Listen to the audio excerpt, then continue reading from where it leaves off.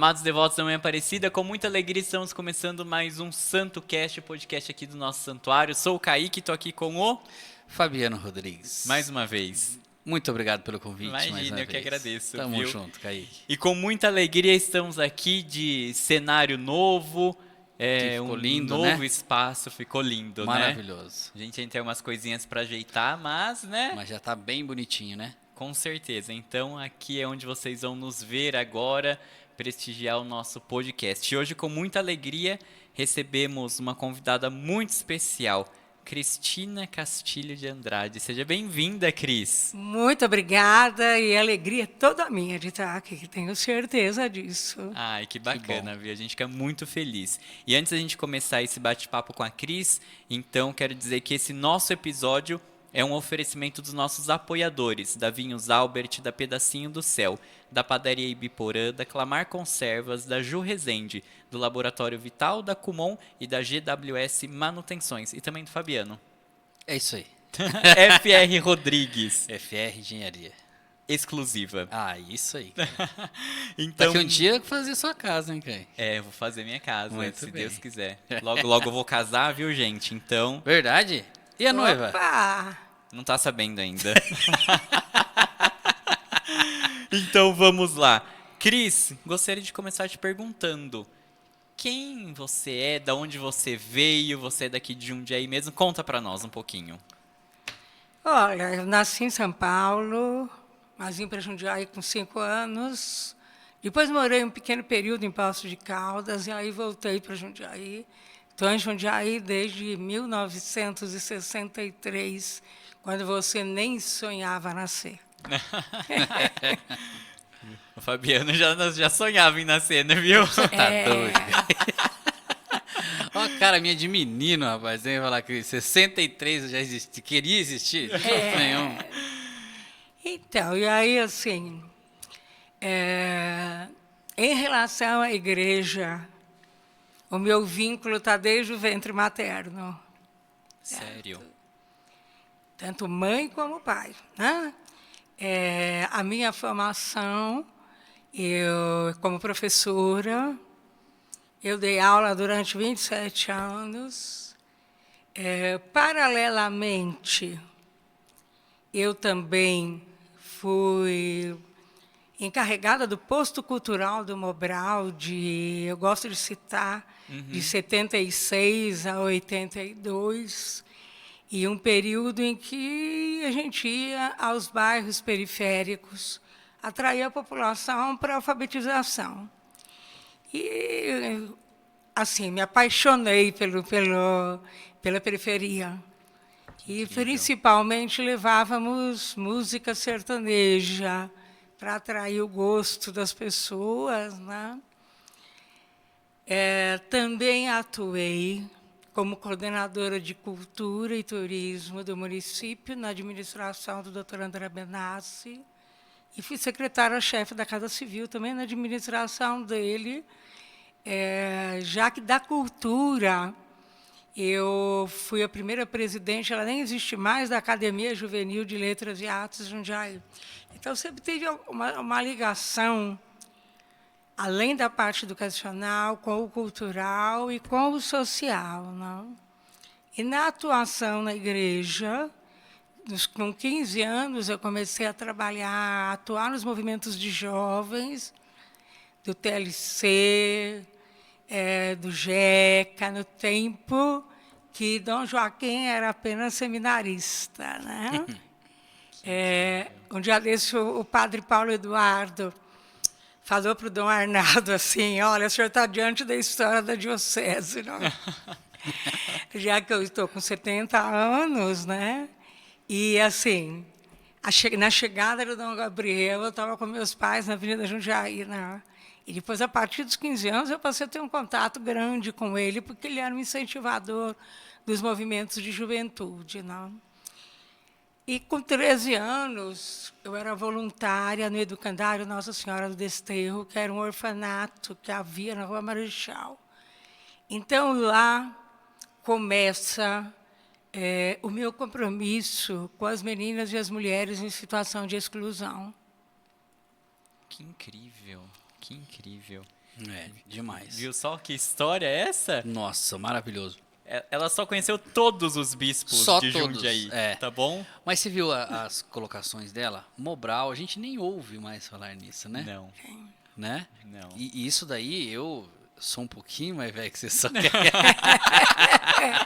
Eu já ouvi muito disso aí. Eu não, de verdade, não tinha mais ouvido falar em Mobral. Não estava nem lembrando mais que tinha esse tipo de alfabetização, né? Então, tá vendo como eu sou antiga, né?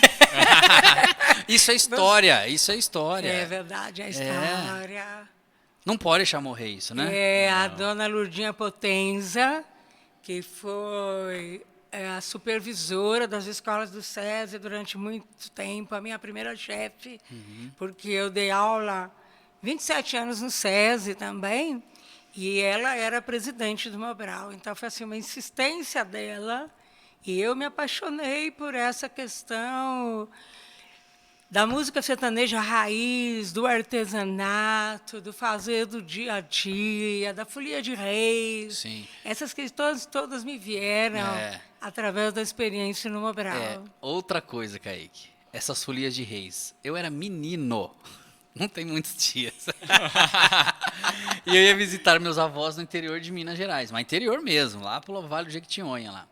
Eu amava isso, porque eles iam nas casas, lá eram muitas fazendas, né? Era maravilhoso. E eu acho que foi daí um pouco a minha devoção por Nossa Senhora, sabe? Por falar que era muito bonito isso, as folias de reis, iam de casas em casas, cantavam, era muito bom. Eu tenho essa lembrança de infância. E nessa época tinha um grupo, mais assim, que não me lembro de que estado eles tinham vindo, na Vila Esperança. Eles eram fantásticos. Entendi. Isso também me apaixonava, porque é assim, é aquela coisa do coração do povo, né? Exatamente, mobilizava mesmo, cara. Nossa, imagino mesmo. Isso não é da minha época. Você nem imagina. Não, com certeza. Cris, conta pra nós um pouco como que foi o seu início de professora, quando você começou a dar aula, como que era? Primeiro, por que você escolheu ser professora? Olha, eu sempre gostei de criança, né? Isso, depois da minha experiência no educandário Nossa Senhora do Desterro, eu ia para ajudar as meninas nos deveres de escola, eu tinha 13 anos, né? Então, assim, peguei um gosto grande por ensinar. E aí, com 15, eu já comecei a ser catequista de preparação para a primeira Eucaristia, por incentivo de Dom Joaquim, na época, na Catedral Nossa Senhora do Desterro. Não? E eu estava com 16 anos, então agora vou entrar numa outra questão. Eu tinha não sei se eram 3 vocações de início. Eu não sabia se eu faria uma faculdade ligada à questão de educação, se eu faria direito ou serviço social. Mas esse direito e serviço social surgiu a partir do momento que eu comecei a ter contato com as mulheres em situação de prostituição, as mulheres pobres. Né? Sim. Até então, eu pensava só em ser professora. Mas eu terminei o magistério. Antes de completar 18 anos, eu já comecei a dar aula. E eu senti que o melhor era fazer faculdade ligada à educação. E aí eu fui fazer letras, porque eu gosto muito de ler e de escrever, né? Então, gente, que legal, né? E eu comecei como professora oficialmente no SESI de Vinhedo, né? Aí era uma experiência incrível, porque eu ia de trem, descia a 12 quarteirões da escola do SESI, não tinha nenhum outro tipo de condução. E aí eu voltava de ônibus, né? E o ônibus era às 18 horas, eu dava aula, na época da 1 às 5, chegava 12h30, o ônibus era às 6. E aí eu aproveitava das 5 às 6 para dar umas aulas extras para crianças que tinham mais dificuldade de aprender. Sim. Né? E assim, o ônibus era muito interessante, porque assim, vinha uma população muito diferente. Um dia o senhor entrou com um saco de fubá e colocou ali no ônibus, lá em cima. É bagageiro, né? Sim. E lógico que furou o saco de fubá em cima de mim. Aí cheguei em casa, era só fubá, mas muito divertido mesmo, né?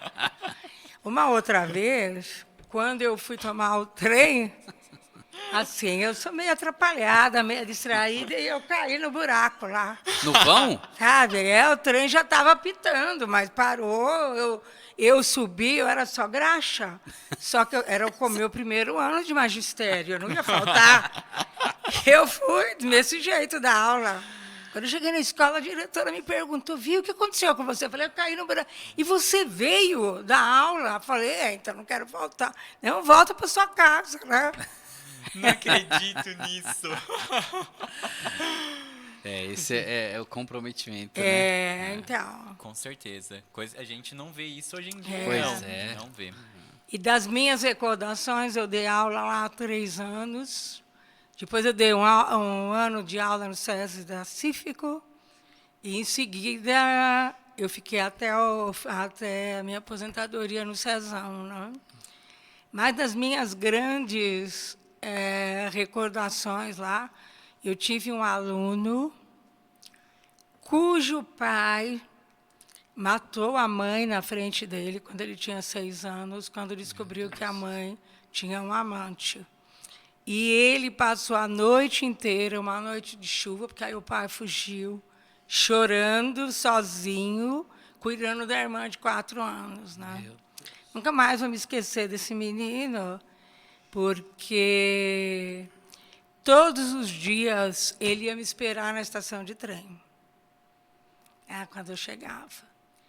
E no último dia, ele já nem era meu aluno, ele apareceu com um vasinho de violeta. Isso me emocionou muito, porque meu pai também gostava muito de literatura. E a primeira poesia que meu pai me ensinou, eu tinha 6 anos, era de Vicente de Carvalho, que falava assim, aquelas violetas que te dei sorrindo, e que sorrindo colocaste ao peito, colhi-as todas num canteiro estreito, sob a carícia azul de um céu infinito. Cotovias do amor, cantai nas ramas, porque quem ama como nós amamos tem, por certo, violetas dentro da alma. E ver aquele menino com vasinho de violeta, para mim significou, nunca mais ele viu a mãe, o pai ficou preso, nunca mais viu a mãe, não, a mãe tinha morrido. O pai ficou preso, ele não viu mais o pai, mas ele não perdeu as violetas dentro da alma. Né? Gente, que história. Linda olha. demais, né? Meu Deus do céu. Nossa, como que... Primeiro de uma tragédia, né, Kaique? Exatamente, E você a pessoa poderia ainda- esperar Tudo. tudo menos isso, né?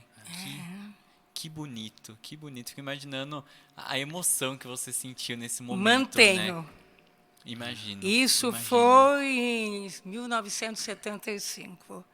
Cada vez que eu me Nossa. lembro disso, eu tenho a mesma emoção.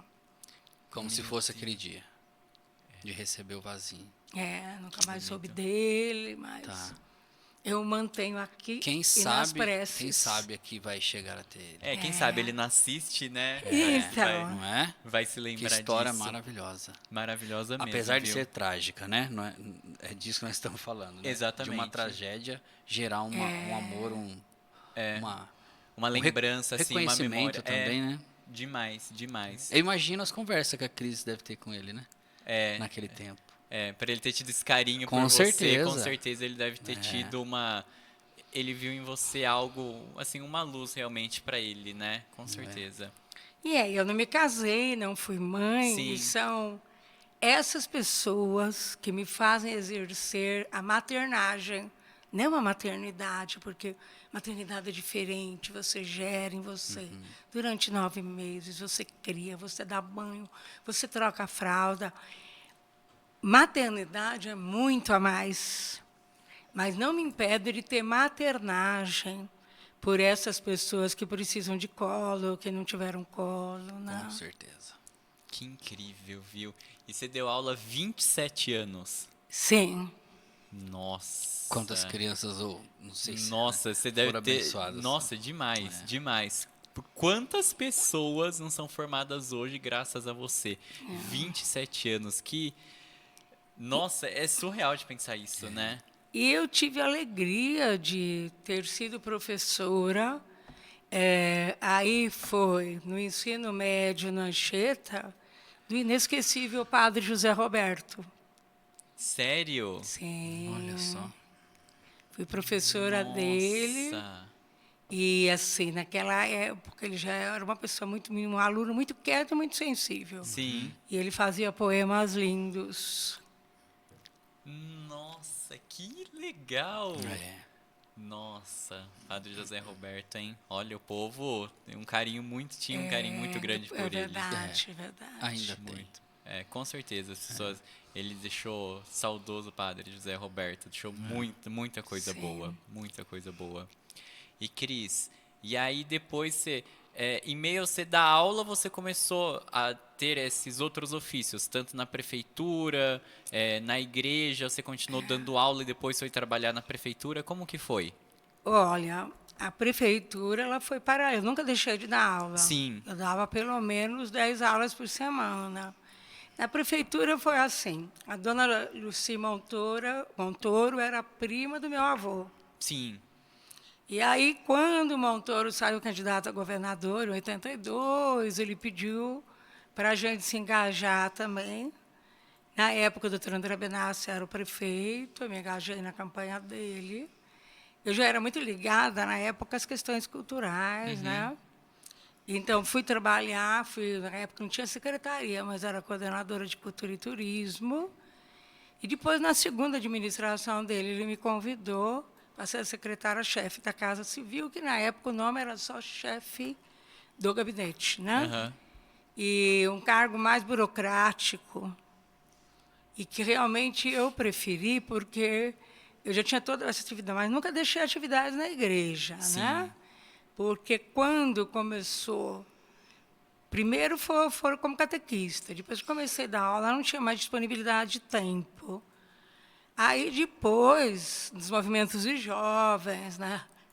E aí, quando começou a Pastoral da Mulher, em 1982, aí eu comecei a me dedicar, dentro da igreja, a essa questão, né? Caramba.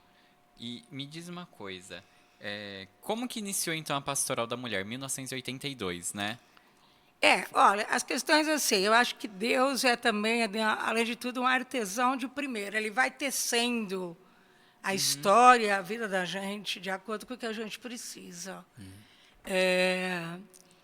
No Educandário Nossa Senhora do Desterro, onde eu era voluntária, ajudando as meninas no dever, eu tomei primeira vez contato com grande parte das meninas que tinham sido abusadas sexualmente dentro de casa. E eu levei um susto, porque, para mim, assim, abuso sexual era uma coisa que acontecia, você passava no terreno baldio, alguém te puxava, né, mas dentro de casa. E aí eu comecei a tomar contato com essa realidade. Paralelamente, na rua, eu morava na Rangel Pestana, e as mulheres que ficavam na rua fazendo ponto, trotuar, elas ficavam assim, Rangel, São Bento, Barão, Siqueira. E em 67, eu tinha 13 anos, a gente ficava brincando na rua, eu e minhas amigas, e achando o máximo ver prostituta de perto. Nossa, numa época em que nem se falava em sexo, né? O que será que elas estão combinando, né? E uma delas achava engraçada, gente. E começou a puxar conversa, começamos a conversar. Aí as famílias não permitiram mais que as meninas conversassem com elas. Meu pai falou, não, eu dou uma educação para minha filha que eu não vejo inconveniente dela conversar com quem quer que seja. Minha mãe, de Sim. primeiro, ficou um pouquinho assim, preocupada, mas também... E aí somou que uma delas começou a me contar toda a trajetória de vida delas, de abuso sexual na infância. E aí eu liguei a dor das meninas que estavam no orfanato, a dor das mulheres que estavam na rua, como consequência, sabe? E tinha uma das que ficava na rua, mas essa não conversava com a gente, quando tinha a festa junina no Divino Salvador. E naquela época, a festa junina do Divino Salvador era uma festa, uma das melhores festas da cidade, aberta para todo mundo.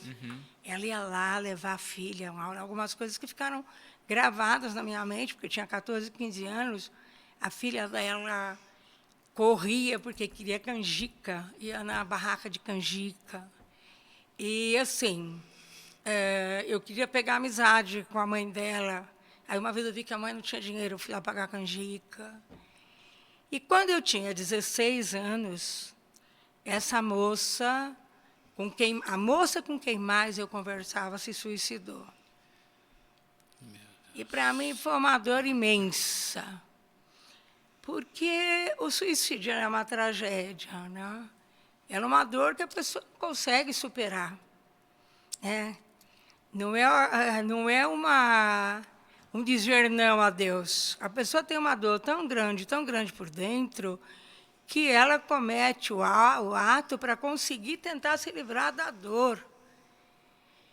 E, assim, eu me questionei muito, porque eu participava ativamente dos movimentos de jovens, aí eu já achava que eu poderia ter percebido, porque eu tinha conversado com ela na véspera, que eu podia ter percebido o desespero dela.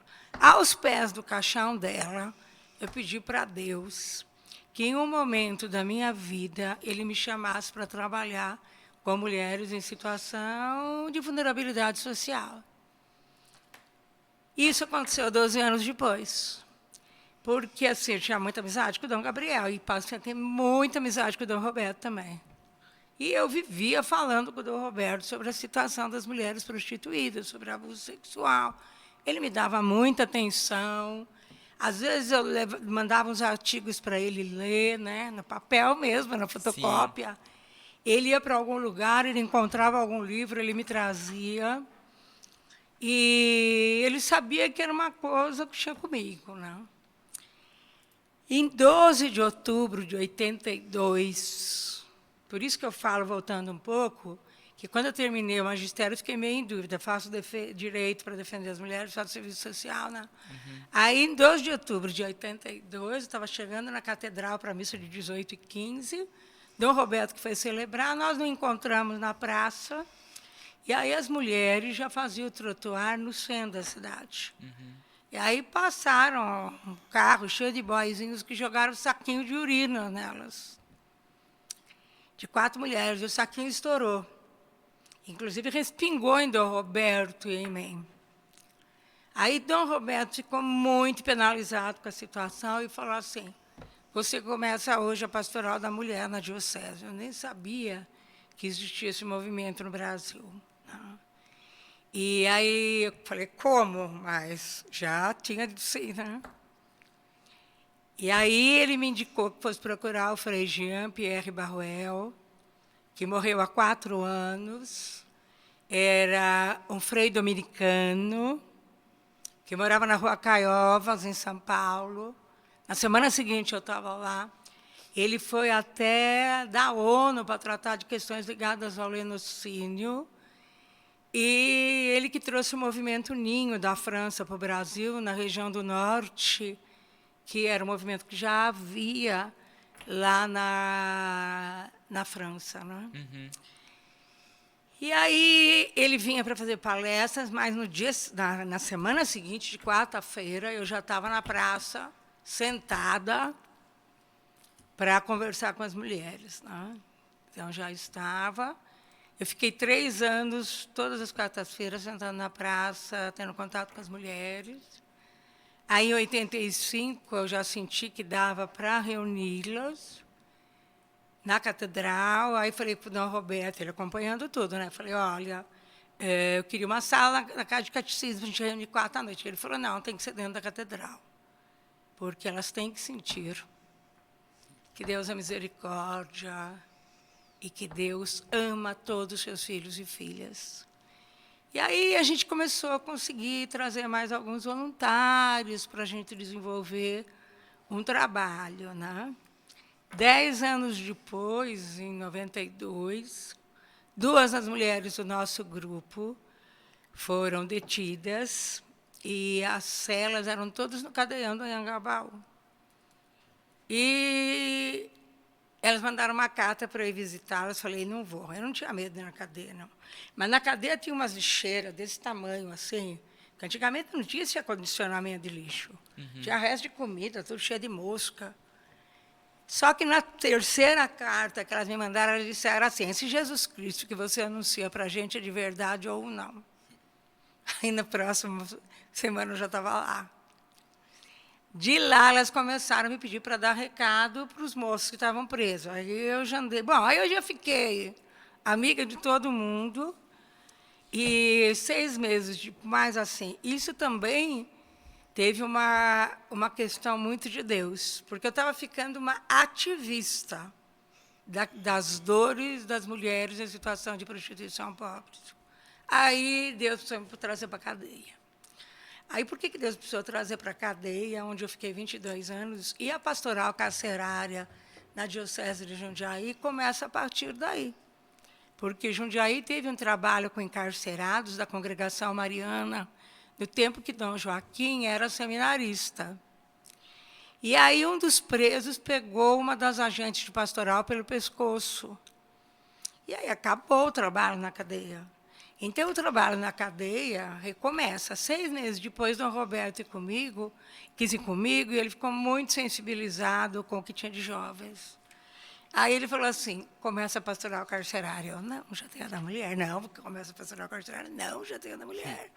Mas eu não dizia, não, Dom Roberto. Comecei, fiquei como coordenadora 2 anos, depois se formou uma equipe, conseguiu, mas eu continuei, eu parei de visitar a cadeia quando a minha mãe fez 90 anos, e eu achava assim que meu sábado, já que eu trabalhava durante a semana, eu também tinha que dedicar, morávamos juntas, lógico. Sim. Mas me dedicar a ela. Mas por que Deus me levou para dentro da cadeia? Para que eu não me tornasse uma ativista das causas das mulheres em situação de vulnerabilidade social. Para que eu não me achasse uma tal como ativista. Porque o que acontece? A minha primeira dor foi a de ver as meninas no orfanato que tinham sido abusadas por pai, avô, tio. E, de repente, eu vou para a cadeia, onde estão lá os abusadores também. E aí, Deus me diz, eu quero salvar todos, o abusado e o abusador. Então, logo comecei a visitar a cadeia, saiu a matéria no jornal do cidadão de uma cidade da região que tinha abusado 5 filhas. Eu falei, nessa cela eu não vou. Nessa cela eu não vou, a gente já estava com um grupo. Aí ele me chama, moça. E eu tinha visto a foto, que ela saiu a foto no jornal. Olha, minha família me abandonou, estou precisando de sabonete, papel higiênico, a senhora me traz semana que vem. E aí, na hora, eu entendi, porque, assim, o Dom Joaquim falava muito, né, de São Felipe Neri, que falava, Senhor, me pega pelo cabelo, me segura pelo cabelo, senão não sabe do que eu sou capaz de fazer. Né? E Deus teve que me pegar pelo cabelo para me mostrar que nem no trabalho com as mulheres e nem nesse não havia mérito meu, o mérito era dele, e que eu estava ali para aumentar a minha fé. Porque meu pai se casou com 48 anos, minha mãe tinha 23. Meu pai só se casou depois que minha avó faleceu. Quando meu irmão nasceu, ele tinha 50. Quando eu nasci, ele tinha 55. Então, imagine como eu fui criada dentro da redoma. Né? Sim. Eu vivia em cima da calçada. E Deus precisou me puxar para a sarjeta para começar a quebrar meu orgulho, não que eu não precise ainda. Muitas coisas ele ainda vem quebrando, e quem mais me ajuda é o padre Márcio Felipe, que é meu diretor espiritual e meu confessor. E assim, Deus precisou quebrar o meu orgulho e me trazendo para a sarjeta. Porque logo começou o trabalho na praça, por dentro era uma coisa meio assim, meninas, eu estou aqui na sarjeta, vou trazer vocês, estou aqui em cima da calçada, vou trazer vocês para cá. E foi o contrário. Elas me puxaram para a sarjeta, para eu entender o dolorido dessa história e como o Senhor queria ser anunciado a ela. Né? Foi uma coisa assim, totalmente... foi uma coisa assim, uma coisa de Deus muito presente. Por isso que me puxou para a cadeia depois também. E o padre Antônio Moser, né, que foi presidente da editora Voz, já falecido, vítima do latrocínio, tem um livro dele em que ele diz uma frase, o livro Enigma da Esfinge, em que ele diz: só se liberta do preconceito quem restitui a voz do silenciado. Então, eu estava muito em cima do salto, mas eu amava Deus, sempre amei a Deus, entendeu? Mas Deus falou assim, viu, mas se ela continuar em cima do salto, não vai dar. Né? Então, ele me fez ouvir essas histórias todas, para eu me libertar do preconceito e me libertar do me achar melhor com alguém. Né? Meu Deus do céu. Kaique, eu tô aqui pasmo com cada palavra que ela falou. E o que mais me surpreendeu, assim, ela viu os dois lados. Exatamente. Exatamente. Eu anotei Você exatamente anotou? isso. Eu também anotei. Eu anotei exatamente Viu? isso. Sabe por quê? Como é que você aconselha ou fala uma palavra de Deus para uma pessoa abusada e depois você tem que ter um discernimento de chegar para o abusador e também falar que ele é um filho de Deus? Exatamente. As pessoas têm que ser escolhidas mesmo, cara, que não tem o que fazer. Não, e para você ver só como isso é realmente... Parabéns, viu? Para Deus. Amém. Nossa, Cris, eu fico pensando quantas situações você não passou. Pegando a situação do rapaz que abusou e você falou assim, nessa cela eu não passo. E ser justamente ele, parece que Deus falou assim, não, mas você vai. Mas você vai, né? Então, meu, é realmente Deus. Não tem outra explicação, né? Não tem. Eu achei muito interessante que primeiro você fez esse trabalho com as mulheres e aí depois você falou assim, não vou na cadeia. E elas ficaram, não, mas vem. Se você não tivesse ido, quanta coisa não teria deixado de acontecer também, né? Então, para você só como Deus cuida de tudo. E eu queria te perguntar, tem algum testemunho de alguma mulher que você conheceu, que marcou a sua vida, assim, que você lembra hoje, que toca o coração? Olha, tem diversos. Tá? Mas eu vou falar das 4 primeiras mulheres Sim. que comoveram a fundo o coração do Dom Roberto. Uma delas, ela sim, ela brigava na rua, ela brigava na polícia, era uma das 2 que foi presa. Né? Ela era difícil, comigo não. Uhum. Né? E um determinado... São assim, vou contar mais de uma situação dela, né? Algumas coisas que me marcaram. Uma das situações é que uma vez ela chegou onde eu trabalhava e ela estava de shorts curto, uns buracos nos shorts, um buraco de rasgada. Naquela época eu usava o jeans desse jeito, meio alcoolizada. E ela falou assim, olha, eu vim aqui suja, vim me despedir de você, porque hoje eu vou me suicidar. Como que você vai se suicidar? Não sei o que, conversei.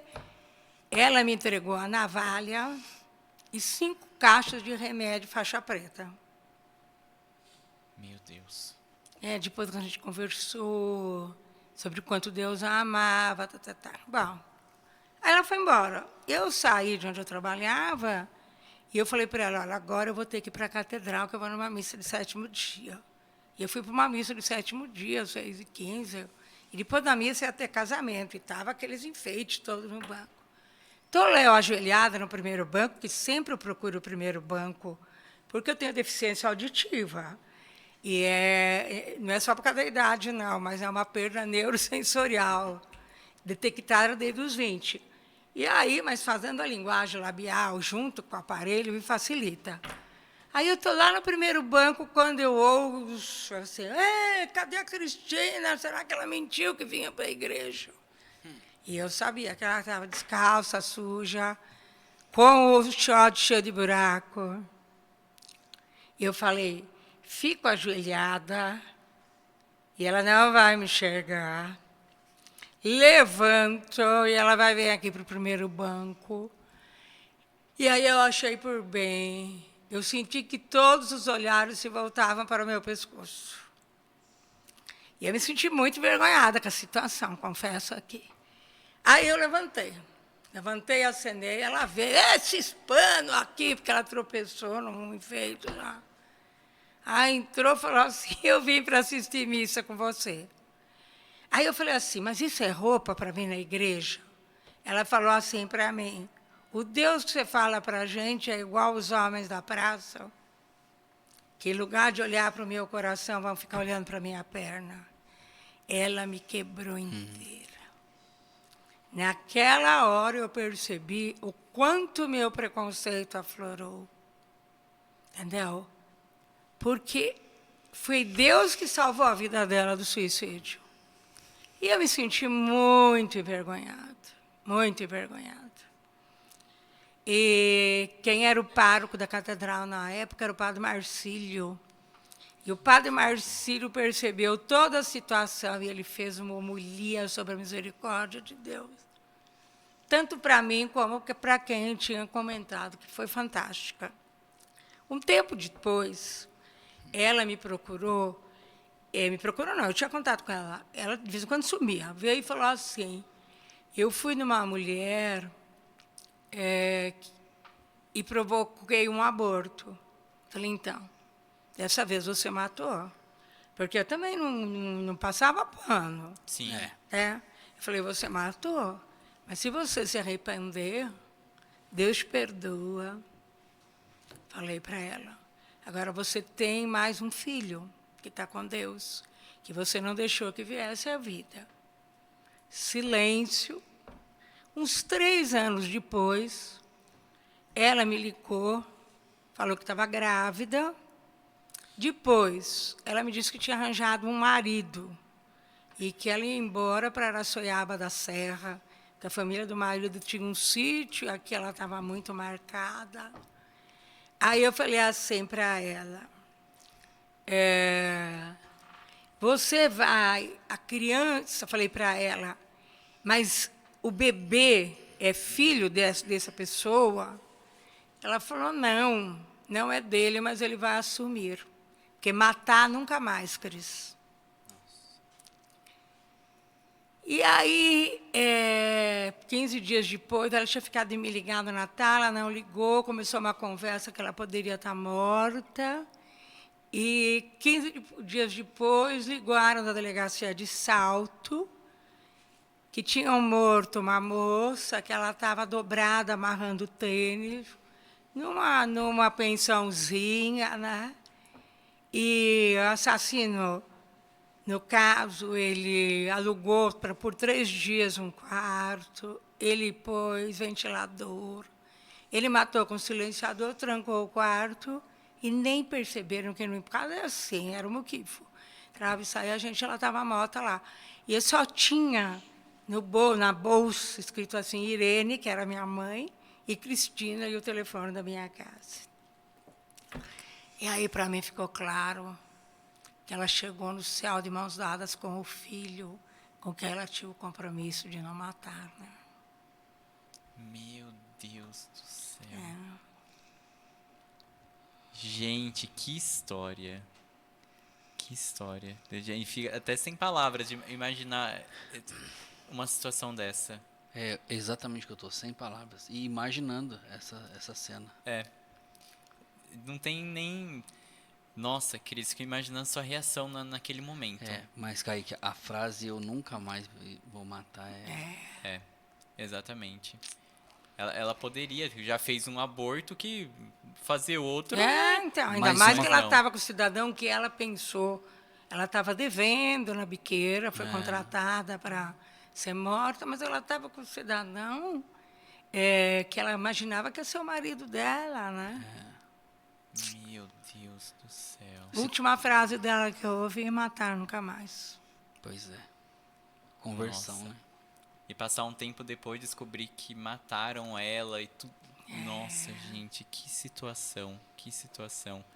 Nossa, pensando que você já deve ter passado por muita coisa, né, Cris? Sim. Envolvendo tanto essas mulheres, São né? histórias assim muito fortes. Sim. Né? E são histórias que me convertem.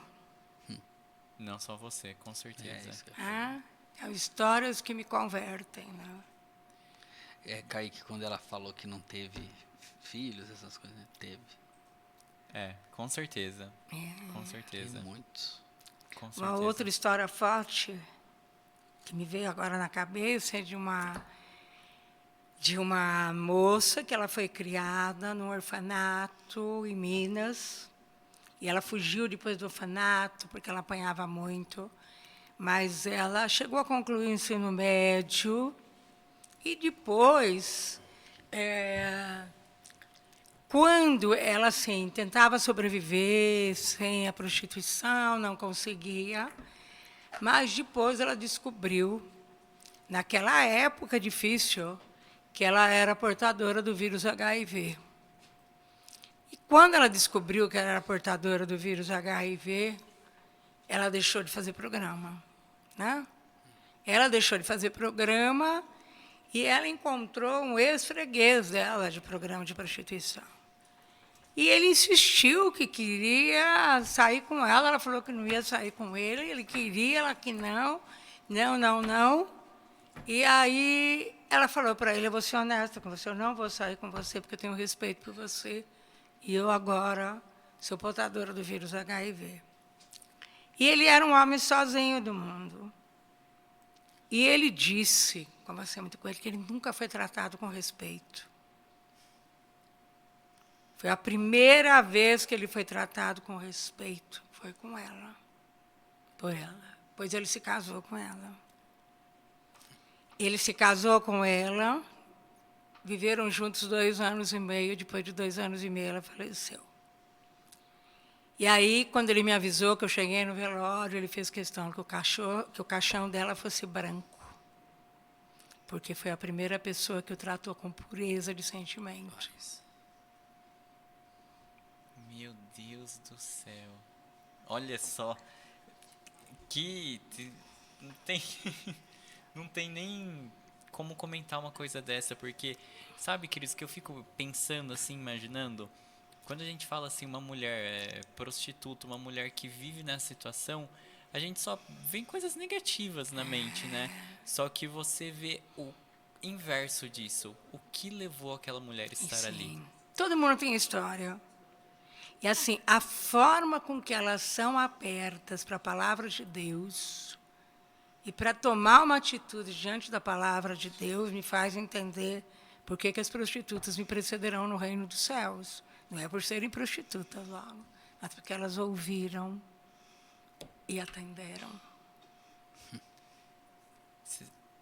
Você sabe que até hoje, quando a gente para e pensa, né, a gente fala assim, olha, uma prostituta. Eu tenho certeza que não são poucas as pessoas que chegariam perto para falar assim, olha, me conta a sua história. Às vezes quando a gente... Um exemplo muito simples, né?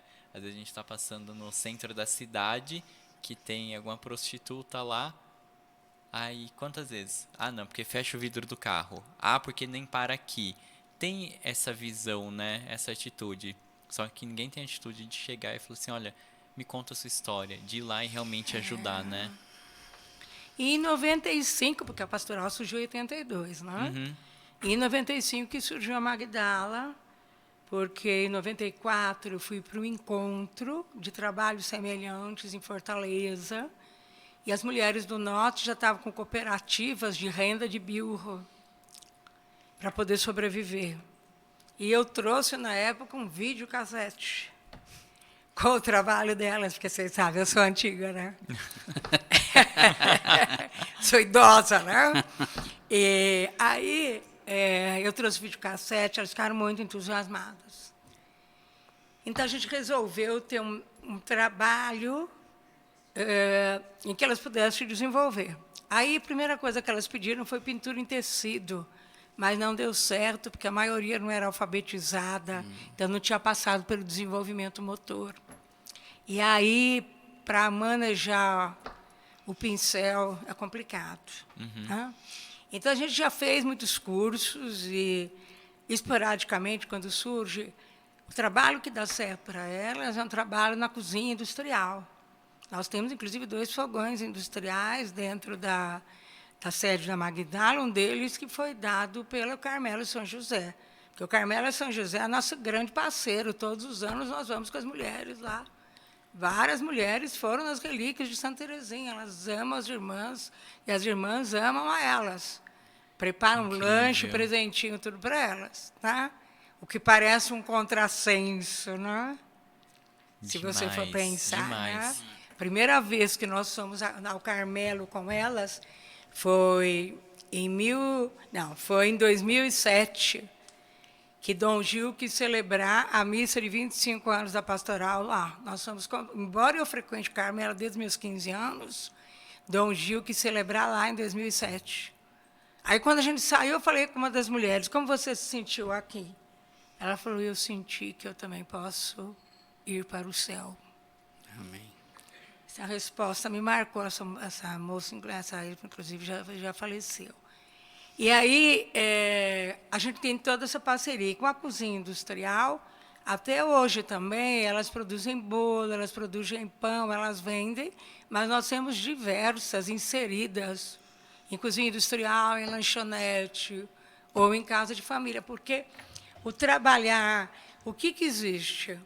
Existe um medo do preconceito que elas já sofreram na sociedade. Sim. E existe o medo do novo. O que é o novo? Nós já tentamos corte e costura, não deu certo. Tentamos várias coisas, mas o cozinhar, o aperfeiçoar no cozinhar não é o novo de uma vez, porque elas sabem mexer no fogão. Certo? E aí você vai, pouco a pouco, descobrindo tudo isso. Ô, Kaique, Oi. eu estava aqui, eu tô conseguindo entrar nas histórias dela, sabe? E visualizando o que ela está dizendo. E como que uma pessoa que dá de rua, em situação de prostituição, chega lá e tem o discernimento de pensar, eu posso ser salva, né? E nós, às vezes, na nossa, né, achando que nós estamos bem, não estamos, né? Porque essas pessoas lá, feridas, com todas essas Dificuldades, o que levou ela a estar ali na rua, porque, gente, não é fácil. Eu acho que a Cris pode falar isso com mais propriedade que nós, mas quantas estão ali na rua por falar assim, nossa, eu quero que seja a profissão da minha vida, porque... Não, né, Cris? Elas estão lá porque... No nosso grupo, 89, de todas que passaram pela gente desde 82, 89% foi abusado na infância por alguém dentro de casa. Pois é. E sabe, você é abusado sexualmente, você não tem amparo, você não tem tratamento psicológico, você não tem quem te ouve. Quem te ouve te abusou? Sempre vai ter os olheiros para a prostituição. Então, é oferecido para você a prostituição quando você já teve uma experiência traumática, mas que você vai ganhar um dinheiro para sobreviver. E numa dessa, não é só ela sobreviver, né? Algumas podem ter filhos, tem que... Pais. Então, e aí eu fico imaginando tudo que vem em decorrência disso, né? Porque daí o filho chega... ai, mãe, com o que a senhora trabalha? Sim, difícil. Então, como que não fica o psicológico, né? Elas se assumem com essa responsabilidade familiar? Não. Não, né? Não, porque não é o desejo delas. Sim. E existe uma diferença entre todas a mesma coisa, mas assim, as mulheres em situação de prostituição pobres e as garotas de programa, que fazem faculdade, que trabalham em boatos de luxo. Tá. Essas, podemos dizer que é uma escolha. Tá. Certo? E, recentemente, de 2 anos para cá, eu tive contato com uma mulher que, inclusive, ela ficou enganada 10 anos na Espanha. mas ela passou por 11 países, né? Então, assim, ela tem um ensino médio completo, ela tem algumas questões que elas poderiam sobreviver. Essa, por exemplo, ela chegou a trabalhar de frentista. Sim. Mas depois ela foi para a Europa, mas não achou que iam tirar o passaporte dela, aquela coisa toda. Usuário de droga, bebe bem. Mas, veja, ela também, eu falava, né, no passado, assim, muito mais fácil uma garota de programa sair da prostituição do que uma mulher pobre, mas não é realidade. Porque a mulher pobre, ela não quer ficar o mínimo que ela tenha para ela já é o máximo, né? A gente fornece algumas coisas, a Magdala, a cesta básica, outras coisas. A mulher que foi garota de programa, que passou pela Europa, que fez programa em hotel 5 estrelas, que tomava vinho importado, essa mulher, ela não quer perder o status. Então, uma por escolha. exemplo, ela jamais aceitaria trabalhar ganhando um salário mínimo. Entendeu? Ela não aceitaria, Sim. porque assim, ela não quer perder o padrão, entre aspas, que ela teve com pessoas que tinham dinheiro na prostituição. Tá? Só que, por exemplo, esta também foi abusada dentro de casa. Então, a causa foi a mesma, mas ela tinha uma estrutura familiar que lhe deu a possibilidade de estudar, de fazer ensino médio, papapá. E aí ela aproveitou disso. Entendeu? Assim, então, assim, ela não aceita baixar o nível da bebida, do alimento, entendeu? A mulher pobre, não. Às vezes, uma cesta básica para ela por mês é o suficiente para ela deixar tudo. E assim, aí é uma dúvida. Pergunta. Esse nível social aí desses dois... essas duas classes sociais, vamos dizer assim. Mas a conversão você vê mais, eu acho, nessa inferior aqui, né? Sim. Essa outra deve ter um orgulho maior, Sim, ela deve sim, ter as sim. próprias Sim. vontades, Que né? eu cara? acho que foi justamente pegando esse gancho que a Cris falou, né? Ela não quer ser convertida, ela não Sim, quer isso, ela é. não Ela quer. não quer ser prostituída, mas ela não quer entrar na sua verdade. Exatamente, porque se ela entrar na verdade, ela tem que abrir mão de tudo Sim, De isso. tudo Sim. isso. É. Então ela não Mas quer. o principal aqui que eu acho que a gente está falando é que 89% foi abusada. É muito grande esse número. Demais, demais. Esse número ainda é atual? Sim. Meu Deus do céu. E a gente tá falando de Cara, 2024. 2024 não é possível. Não é possível. E é realmente uma coisa que não é falado, né, Cris? Porque a maior parte das pessoas não sabem disso. Não é algo que Porque é também acho que não tem difundido. denúncia, eu acho, né? Não tem a denúncia, não tem... Bom, eu não sei. E Porque é assim, muito alto esse existe uma número. questão. Uma das integrantes do nosso grupo, ela começou a ser abusada com 10 anos. Mas assim, o pai morreu quando foi visitá-la no hospital, porque deu um temporal, caiu eucalipto na cabeça dele. A mãe morreu, ela tinha 5 anos. Foi morar com a irmã, que também era pobre. Então, ela e as primas dela... Tá gravando? Tá. Tá. Tá. Aí, elas iam numa lanchonete local pegar comida que ficava nos latões, como aqueles que tinha na porta da cadeia, certo? Então, assim, o resto de almoço, tudo ia tudo para latão, né? Aí, o lixo passava, virava latão, certo?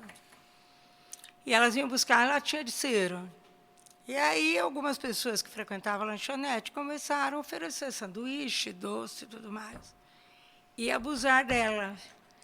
Até hoje, não adianta eu falar para ela que ela não foi culpada, que ela foi vítima, não.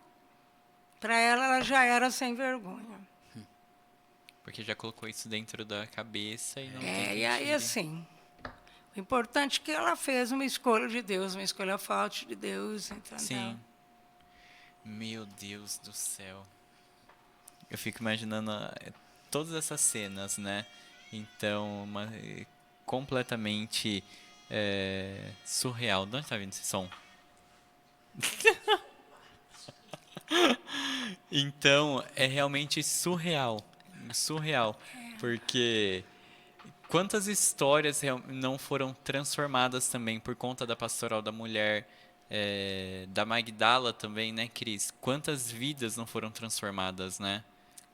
Porque, assim, né, é uma pastoral social. E eu não consigo entender uma pastoral social que trabalha com os excluídos e não anuncie para eles o Jesus Cristo. Sim. Eles não passaram pela igreja, eles não passaram pelo catecismo, eles têm uma ideia muito vaga. Você precisa apresentar quem é Jesus Cristo. Eu preciso apresentar o que me move. Certo? Você sabe, Quem me converte? Ah, você sabe que você falou uma coisa. Eu vi. Que dia que foi? Dia de São Vicente de Paulo. É algo extremamente delicado isso, mas que vai justamente nessa linha que a Cris falou. Não adianta você ter uma pastoral social, você entregar uma cesta básica e você não entregar Jesus. Você pode entregar quantas cestas básicas você quiser, você pode oferecer quantas roupas você tiver lá para poder doar para a pessoa, mas se você continuar lá todo mês, tá aqui uma cesta básica, outra cesta básica, você só vai estar mantendo ele naquela vida. Você não está tirando ele daquela vida. E como que você tira ele daquela vida? Tá aqui, ó, Jesus é a solução para isso. Só que a pessoa vai lá, te entrega uma cesta, você não fala sequer, ó, Jesus, não fala nada dele, só entrega a cesta e é pastoral social. então, nós tivemos, assim, nós fazemos catequese mesmo, todas as quartas-feiras à noite. Sabe? A gente vai ler a palavra, vai colocar quem é Jesus Cristo, o que é o Antigo Testamento, o que é o Novo Testamento, o que Jesus tem para propor. Agora, pensa bem, como é que uma mulher que foi abusada desde a infância, que não conheceu o pai, que a mãe não teve discernimento, às vezes, do que estava acontecendo dentro de casa, que não tem o que comer. Como é que uma mulher dessa vai poder reconstruir a sua vida no Senhor Jesus Cristo? Não tem, não adianta, entendeu? Por mais que você tenha o dom da oratória, certo? Somente Jesus Cristo realmente pode converter, né? A Rose Menezes, a coordenadora da pastoral, sou a presidente da Magdala. E o interessante é que quando elas dão testemunho, elas não citam nem a Rose nem a mim, porque elas têm essa clareza, entendeu? Que o que move aquele trabalho é Jesus Cristo. Olha, é algo que eu quero até te aproveitar, Cris, conta um pouquinho para nós, para o pessoal que vai estar assistindo, ouvindo aqui, como que as pessoas podem ajudar a Pastoral da Mulher, a Magdala, como que essa ajuda pode chegar até vocês? Olha, na sede da Magdala, nós mantemos o trabalho, a gente tem alguns apoiadores, mas a gente mantém o trabalho com o bazar de roupas e sapatos seminovos. Que legal. E pode ajudar também com a entrega de alimentos para montar as cestas básicas. Que a sede fica onde? Conta pra gente, né, pessoal poder saber, Isso que eu né? ia falar Vai agora, que- deixa aí. Na Rua Senador Fonseca, 517, atrás do antigo quartel, um quarteirão antes da Agnus Dei. Só tá aí, viu, gente? Bem Informação. explicadinho. É importante, né? Que tenho certeza que muita gente está nos assistindo, vai querer ajudar, né? Porque eu acho Com que certeza. é essencial, né, Cris? E puxando um outro gancho antes que eu me esqueça, a Cris escreve muitas crônicas, né?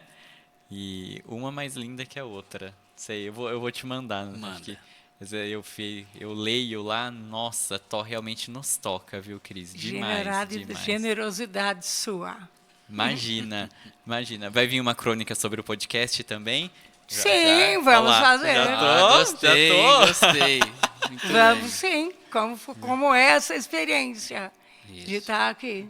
Com certeza, espero que tenha valido a pena, viu? Porque para nós valeu demais. Eu falo por mim, eu não conhecia o trabalho de vocês, assim, tudo que envolve, realmente é algo que nos desperta, assim, nos toca, porque é bem simples, né? Para nós é muito fácil falar de Jesus aqui dentro da igreja, né? Mas como que a gente vai falar de Jesus? Você já se imaginou essa situação? Você chegando para uma prostituta Não. para falar. Entende? Eu não consigo nem imaginar como que eu faria uma coisa dessa. E muito bom também que a gente tem como diretor espiritual o Padre Márcio Felipe, e que Dom Arnaldo assim, tem um amor imenso pela pastoral e pela Magdala, entendeu? Então a gente se sente muito no colo de Deus também, como os dois. E elas são devotíssimas de Nossa Senhora Aparecida. Amém. Que incrível. Que incrível. Você falou aí de não conhecer as pastorais, e a gente normalmente tem um roteiro, né, que a gente conversa aqui. E quando o Kaique falou de você, Cris, ele falou assim, eu falei, e o roteiro? Qual foi sua palavra? Eu falei assim, não vai precisar porque ela vai entregar tudo. Parabéns. Obrigada. Que isso que você faz seja passado para frente, que não pare em você, que Deus consiga atingir a outras pessoas e continue seu trabalho. Porque precisa. É Porque maravilhoso, precisa. maravilhoso. Eu já sou chorão por não ter essa. Ixi, Fabiano. Mas acho que umas 2 vezes aqui eu chorei muito. E hoje eu me emocionei demais com cada história que você contou. Parece que eu estava vivenciando junto com você elas. E via Cristo em todas elas. Com certeza. No em outubro de 2007, quando nós completamos 25 anos de pastoral, 25 delas fizeram a primeira comunhão. Amém. Foi com Dom Gil, na época, que foi traçado o roteiro de catequese para a preparação da primeira comunhão durante o ano inteiro. O próprio Dom Gil fez questão de atendê-las em confissão, para ver até que ponto estavam preparadas. Algumas delas hoje estão inseridas na paróquia onde moram. E, há 2 anos, uma delas, que frequentava quase desde o começo a pastoral, mas nunca se interessou, quis se confessar com o Padre Márcio, que fez a primeira comunhão também. Amém. Cris, eu queria te perguntar, a Cristina, lá de 13 anos de idade, imaginaria viver tudo isso? Porque eu fico pensando, você hoje sentada contando essas histórias, quantas vidas não passaram pela sua? Quantas vezes Deus não usou da sua vida para poder transformar a vida de alguém? E eu fico imaginando você vendo uma mulher recebendo a primeira Eucaristia pela primeira vez, indo confessar, depois de tudo que ela passou na vida dela, como que você se sente vendo isso? Olha, eu jamais esperaria mesmo que eu ia viver essas histórias todas, né? E jamais imaginaria também que o meu prazer, a minha alegria em escrever seria direcionada especialmente para contar, sem identificar, as histórias deles e delas, né? No último ano de faculdade, o meu professor de linguística falou: se você não se voltasse para a religião, você teria chances na literatura. Eu falei, não, mas eu prefiro me voltar para a religião. E essa mulher que fez a primeira comunhão, eu acompanhei grande parte da vida dela. Então, assim, ela é mais um testemunho que o trabalho é de Deus e no tempo dele, porque ela já estava com a gente há 30 anos. Ela não quis fazer a primeira comunhão há 17 anos. Sim. Naquele tempo que já preparou. E depois que ela se confessou, o Padre Márcio falou assim, ela está muito mais preparada do que muita gente. Né? Meu Deus do céu. É o tempo de Deus. Com certeza, é no tempo de Deus, não é no nosso tempo. Olha que Que testemunho de vida, viu? Maravilhoso. Demais. E, Cris, eu queria pedir para você deixar uma mensagem. Veja bem. Imagina que daqui a 10 anos, no ano de 2034, você vai estar lá na sua casa e vai lembrar que esteve aqui no podcast. O que você diria para a Cristina de daqui a 10 anos? Eu diria assim, nossa, que acolhimento que eu tive, que sensibilidade que eles são, e como isso me fortaleceu e me incentivou. Que bonito. Olha só. Oh. Ei, Fá, vai chorar de novo? Porque a gente tá fazendo certo também. É. Obrigado. Eu que tento agradecer. Imagina. Ei, meu amigo. Obrigado você também, viu? Imagina, eu que agradeço. E o Fá chora, daí eu não choro, daí o povo fala, nossa, o Kaique é frio, mas é que eu não gosto de chorar na frente da câmera, que senão... Mas eu fico muito emocionado também, viu? Muito emocionado, porque a gente não faz ideia do quanto Deus usa de nós, né, para poder chegar no outro, né, Cris? Verdade. E às vezes eu vejo que até mesmo pelo podcast, às vezes as pessoas assistem um episódio e aí depois passa um bom tempo, chega até a gente e fala assim, nossa, aquele episódio, o quanto que transformou a minha vida, mudou a minha vida. Então, para nós tem sido um grande divisor. E uma vez falaram assim para nós, como a gente grava, né, gravado, o pessoal sabe. Então a gente está gravando hoje com você. O pessoal só vai assistir daqui um tempinho, viu, gente? Mas os primeiros a ouvir somos nós. Então Deus usa da vida de cada convidado, usou de você hoje para transformar e tocar a nossa vida, primeiramente. Então, para nós é esse privilégio de você ter sido usado por Deus hoje para tocar a nossa vida. Então, de verdade, muito obrigado, viu? Muito obrigado mesmo. Eu que agradeço o privilégio de estar aqui. É o meu, né? E são mulheres como Santa Maria Madalena, que viram a cruz e que hoje colocam a cruz delas na cruz de Jesus Cristo e se abraçam a Nossa Senhora para seguir o caminho. Com certeza. Que bonito, olha só. A gente precisa ir lá conhecer, né, Fá? Ah, com certeza. A gente precisa ir lá. É A gente isso vai aí. combinar com a Cris para ir.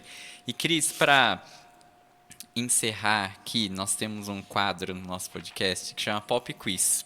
Então, a gente vai te fazer uma perguntinha bem curta e você responde a primeira coisa que vier na sua cabeça, tá bom? Preparada? Sim, acho que sim. Então eu vou perguntar, essa não tá aqui, mas me veio na mente, que é uma que a gente não faz, ela faz um tempo. Um livro. O livro A Bíblia. Olha só. Eu tinha certeza que era isso. Vai, Fá. Um hobby. Um hobby é, de certa forma, colecionar livros. Meu Deus do céu. Eu gosto muito de ler. Não posso ver livro que eu compro. Imagino mesmo.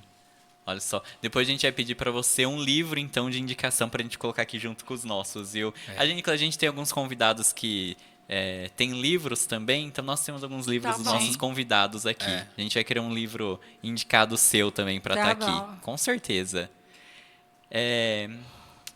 Um santo. Santa Teresinha do Menino Jesus. Vai, Fá. Uma pessoa. Duas, meu pai e minha mãe. Que bonito. Uma comida. Frango, de qualquer jeito. Dizem que eu vou até criar pena de tanto que eu gosto de frango. Eu vou fazer uma aqui, Kaique, que com certeza acho que o gênero eu sei. Um cantor ou banda. Um cantor, vamos ver, agora eu vou ter que pensar, né? Vamos ver, Milton Nascimento. Ah, Surpreendeu. olha só. Porque como ela falava do sertanejo raiz, eu Aham. imaginei que seria um É sertanejo verdade, raiz. é verdade. O sertanejo estive muito ligado a um trabalho, não que eu não goste de algumas músicas, Sim. mas Eu gosto de MPB, né? Então, Sim. Aparecida do Nascimento. Um filme. Candelabro Italiano. Olha só. Nossa, diferentíssimo isso. Muito. Vai, Fá. Vamos lá. Um momento. Um momento... Um momento é assim, todas as vezes que eu ando e vejo água, lago, mar, rio, Você gosta? é um momento de contemplação.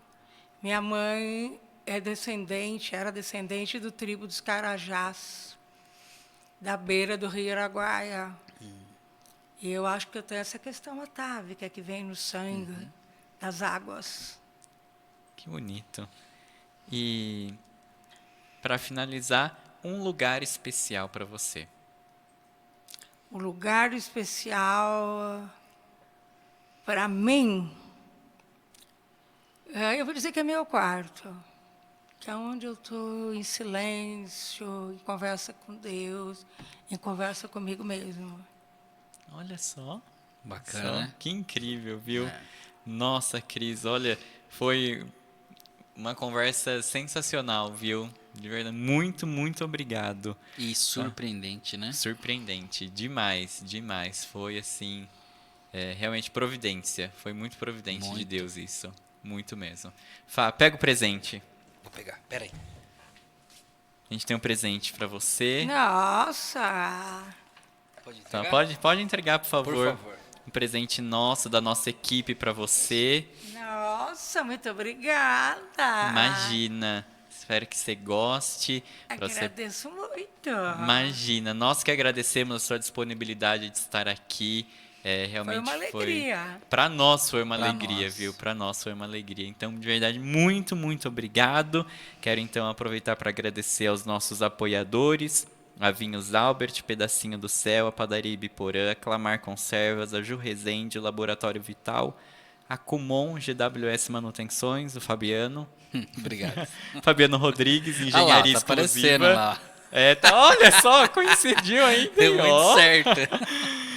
Quero pedir que vocês possam compartilhar muito esse episódio, se inscrever aqui no nosso canal no YouTube, nos seguir no Instagram, no Spotify, no Deezer, no Amazon Music, compartilhar esse episódio para que mais pessoas possam ser tocadas por Deus por meio desse episódio que foi com a Cris hoje. Foi incrível, viu? Maravilhoso. E para finalizar, agora nosso cantinho de Nossa Senhora, no outro a gente não tinha, né? É. No outro cenário a gente não tinha, então a gente tem um cantinho de Nossa Senhora aqui, Graças a Deus. muito especial, que Gleison, irmão da Fran, fez pra gente, né?